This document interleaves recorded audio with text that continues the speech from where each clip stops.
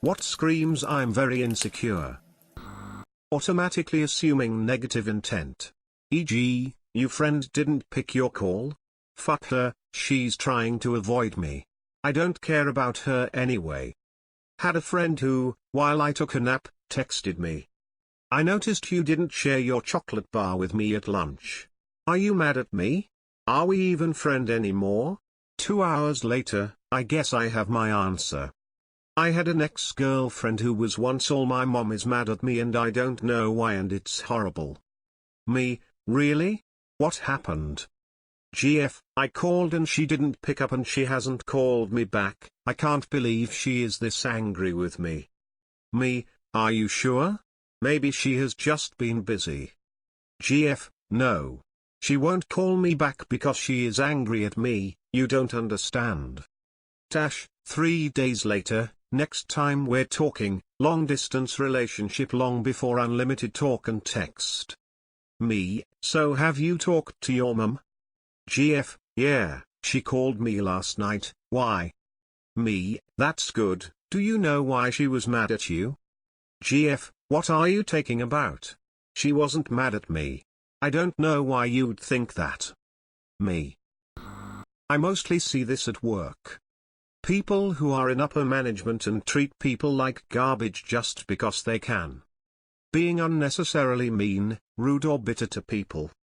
Treating new employees like garbage just because you're threatened they might take your job someday. I learned that the best way to get to know someone was to give them power and see what they do with it.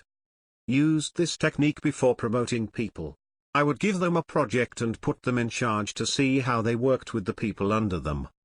If they were assholes, I could address it. If they did well, I could promote them. This is a self-roast, but I think I degrade myself just to hear others deny it. Is that insecure? I do this and I definitely think it comes from a desire to get ahead of it. Like, if I put myself down first, then how badly can it hurt if someone agrees? It's created a cycle of almost compulsive negative self-talk that I'm trying to deprogram. You crafty son of a gun, that's what you're doing right now. Trying to dominate conversations, not to be confused with just being a charismatic person. I know a guy who will talk forever, on and on about something that may or may not be interesting to anyone but him in the first place. If anyone has something else to say that leads to a small tangent or participation of other people in the room, he becomes visibly annoyed and will bring it back within any way at the earliest opportunity and continue ranting. I don't like him.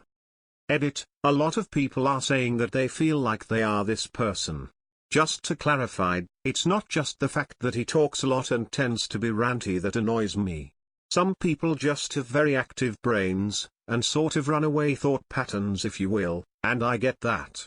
It's the fact that he seems offended that anyone would dare steal his conversation spotlight and want to participate that screams insecurity. When people have and insist on constantly checking on their so via some tracking app on their phone.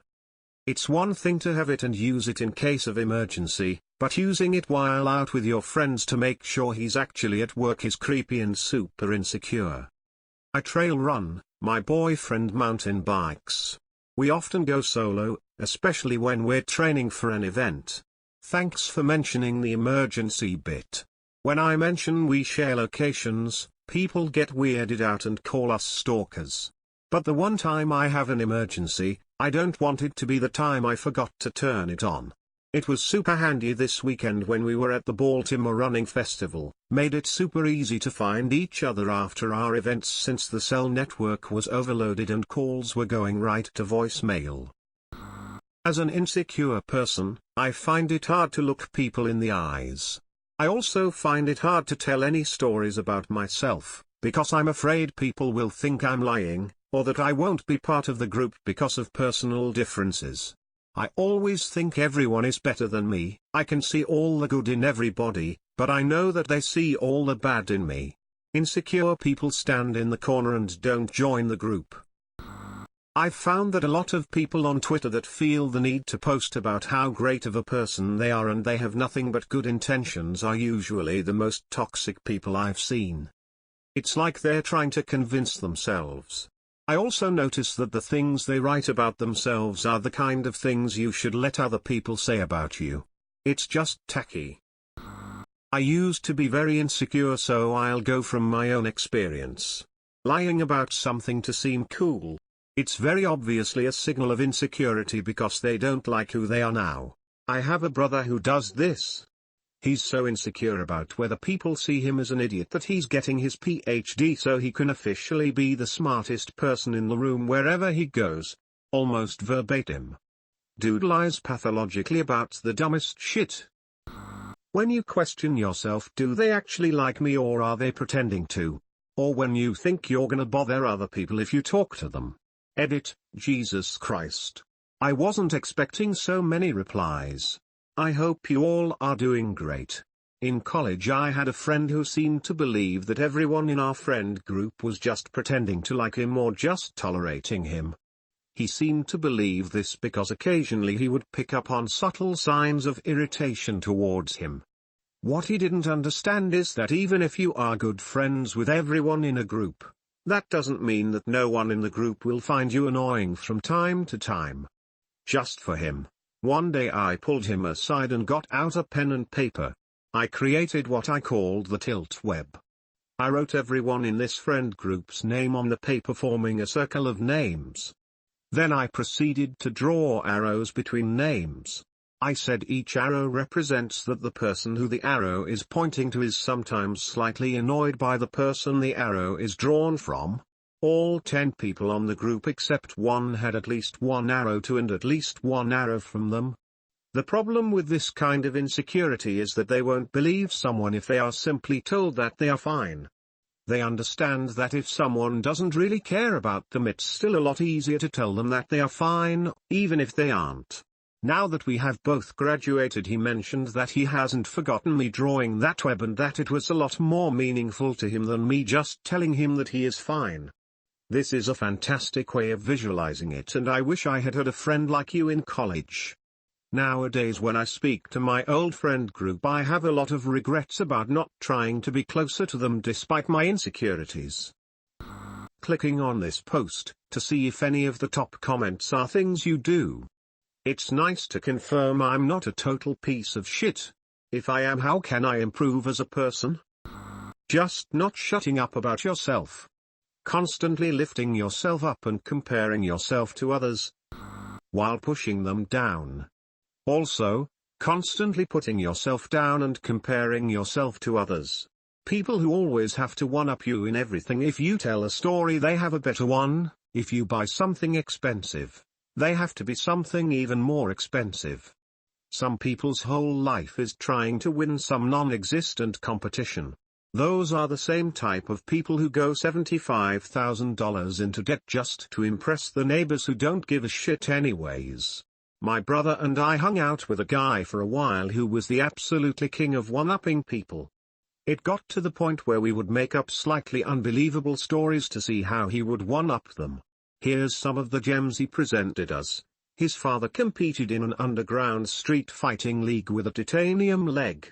He once watched a man get hit in the face with a severed penis, and he shot a metal target 100 yards away, blindfolded, judging its location from the sound of someone else shooting the target.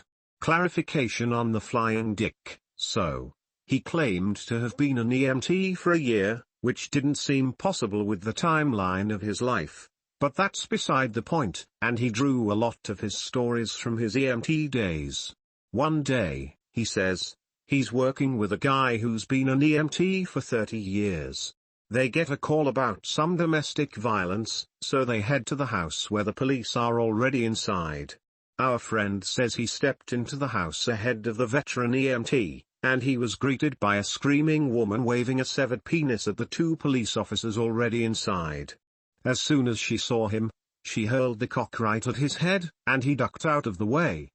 The airborne penis flew through the threshold of the door, striking his EMT partner in the face. The man looked down at the bloody dick on the ground, looked up at our friend, the police, and the still screaming woman, threw up his hands and yelled, "That's it, I fucking quit," and turned around and walked off. He said he never saw him again. I knew a guy who could compete with your guy. That's right, I'm one-upping your one-uppers/s. He once said that he got in a car chase with the cops on a dirt road. He escaped them by pulling the emergency brake and doing a 360 at like 100 miles per hour. This threw dirt up in the air, giving him invisibility, and he was able to keep the car perfectly straight on the road the entire time. This strategy worked so well, he did 360s continuously down the road. Does this guy sound like his name is Joey? His name is Joey. Edit, for those of you asking, he did really say a 360, not 180. Also, the car was supposedly a Dodge Neon. This was about 12 years ago when he said this probably.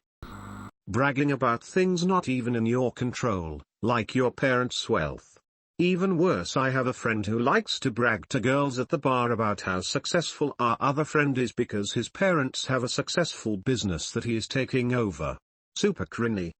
Haha, that's like third-degree bragging. Man, I brag about my depression all the time. I had a friend recently brag that she got diagnosed with PTSD from her childhood. Yeah, I remember hanging out with a crew of emo-ish kids when I was younger and everyone was competing to be the most fucked up and depressed or whatnot. Now being an older adult and realizing how much my anxiety disorder gets in the way of my work and social life, and it's really not cool. Being unnecessarily mean-spirited to people, hit a guy threatening to kick the shit out of me if I told anyone he was dyslexic. Guy spelled things out for you. Fair play. Thanks for binging with the Reddit Wolf. Don't forget to like and subscribe.